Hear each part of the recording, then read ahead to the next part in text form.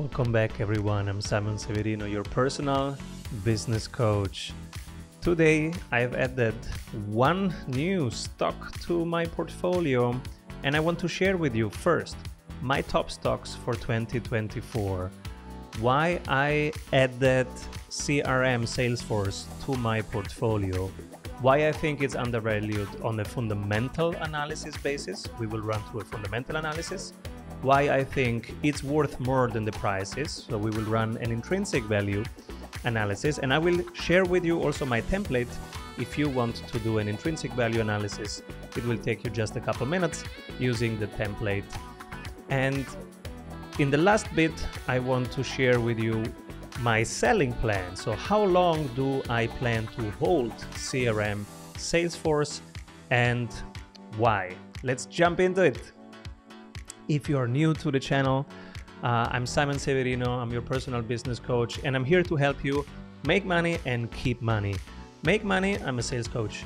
Keep money, I am a beginner investor, 13 years now managing my own money, and I'm learning a few things, and I'm sharing the journey with you. The portfolio has now reached, a couple weeks ago, 1 million in net asset value. So we're getting there, we're getting somewhere, and I want to share this journey with you because together we are so much more smarter. So let's go. The stock that I bought is Salesforce CRM is the ticker. Why did I buy it? First, the fundamental analysis. It's on my watch list since I think since 8 months. And I've been waiting for the right moment to buy. I've been doing my analysis. I had my watch list. I can share with you my watch list. I was looking at a few things that are in my thesis. What is my thesis? Because remember, we learned from Warren Buffett, we should never buy something that we don't understand. And we need to have an assumption about the fundamental value, the intrinsic value. And when a moment comes where the markets are irrational, they are undervaluing the asset, but you know that it's worth more, this is when you buy. And it's usually very uncomfortable to buy because the price will be down, everything is red. So this week, CRM, Salesforce was in the news. The price was down 8% in 2 days. And this was the right moment for me to enter. I think that the intrinsic value is much higher than current price, and that's why I entered. Does it feel easy? No, because right now people are selling CRM. So why did I buy it? You need a thesis, a fundamental thesis for your portfolio, and it is around your edge. One thing that you either understand very well because you are immersed in that world, you're an expert, or you decide to become an expert. You put enough time into studying, and nowadays the data is at your availability. You have access to so many data. You can listen to earnings reports, and you know there were times where we had to fax each other earnings reports. Now you can just listen to them. So you have much more transparent data, especially with digital assets, and immediate data. So you can pick your thesis and go for it. My thesis is that the winners of 2039, that's my time horizon of my long-term portfolio, the winners 2039 will be the companies that own the relevant data. So thesis number one, I want to own the data owners. Second, pricing power. The most important thing that I look for is pricing power. So the data owners that can command prices, that's the ones that I want to have. How do you know that they can command prices?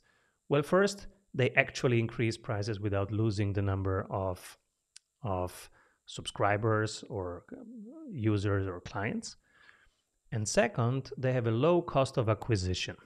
We will look at that in a moment. So the companies on my watch list and in my portfolio are Google, So D means it's a data owner, owns relevant data, and P means has pricing power.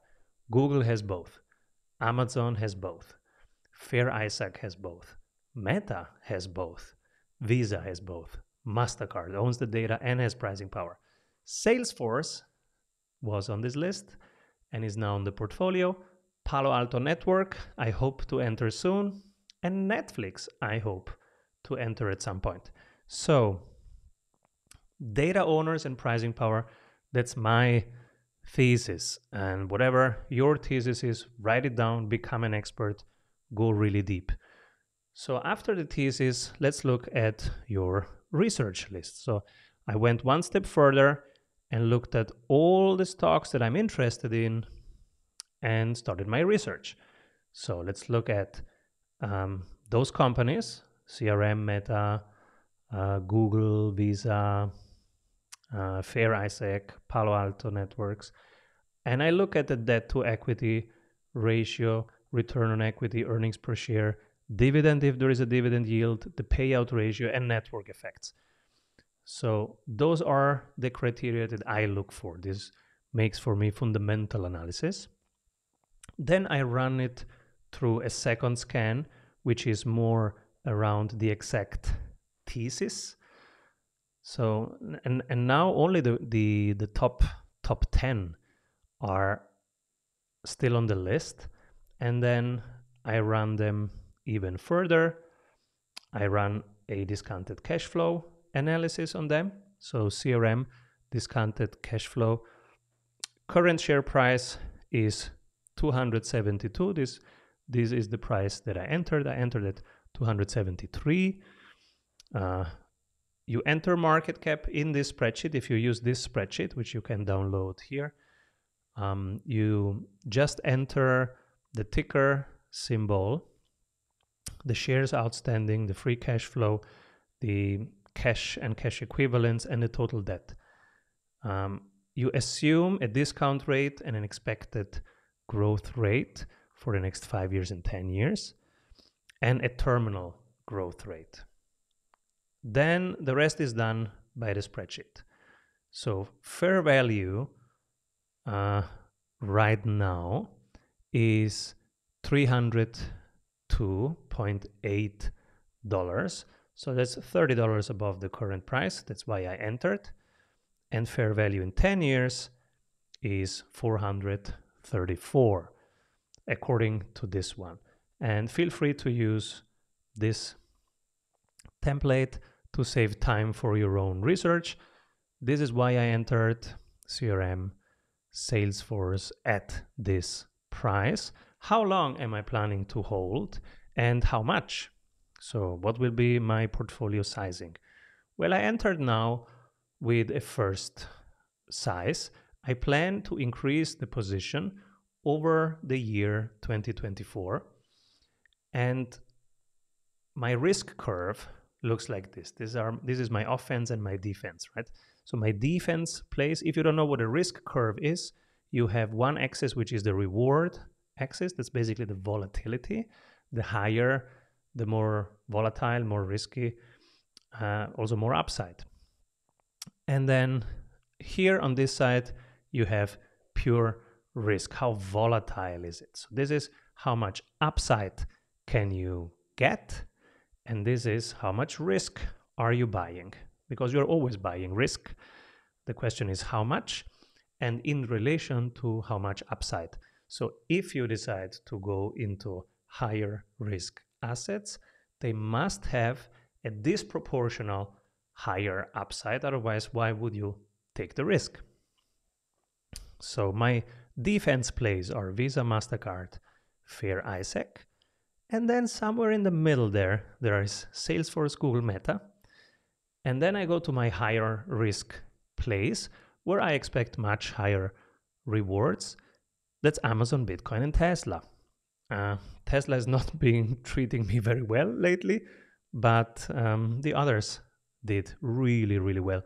And you might see that there is no ASML anymore. I still love ASML, but I have taken profits from the full ASML position and the full render position to start my position in Salesforce. I don't want to have too many assets because I want to be on top of things. I want to know immediately what's going on and if the thesis is still defendable or if something's changing. For example, Salesforce. Right now it dipped 8% just on the rumor they're buying a data company, yes, and that data company is not worth 10 billion, of course. So they're paying too much, like they paid for Slack. And investors don't like that. They don't like inorganic growth, and they don't like just growing by buying other stuff at too high prices. So I think the fundamental value is still there. It's not even sure that they will buy it. It's just a rumor and they're just negotiating. So I don't care very much about what Salesforce does this year. I'm holding Salesforce for the next 15 years and it's a compounding machine. So it has a 10 out of 10 on my checklist, and it's pretty hard to get 10 here. So it's a low debt to equity ratio. I want it to be below 3. It's far below 3. They are rich in cash. High return on equity, yes. High earnings per share, yes. Moderate dividend yield, yes, very moderate. Low payout ratio, absolutely. Network effects, oh yes. I have been at a few Salesforce conferences. You can see the network effects in the room. You see the vendors, the clients of the clients, the vendors of the clients. Everybody's in there trying to network and to get the next deal going. It's wonderful. Intrinsic value, we just saw the DCF of 272 is the current price, and it's above 300 right now, and it's above 400 soon. So team quality, good enough. Switching costs, very, very high. If you are an enterprise, you don't want to change your CRM very easily because it's painful to change. And the barriers to entry are pretty high. HubSpot is a great competitor, but it's really hard for HubSpot to grab their shares. So this is why I entered Salesforce. You know now the thesis, you know the price, you know my estimation. If you have any questions, shoot me a question over on X @Simon Severino, and keep rolling, everyone.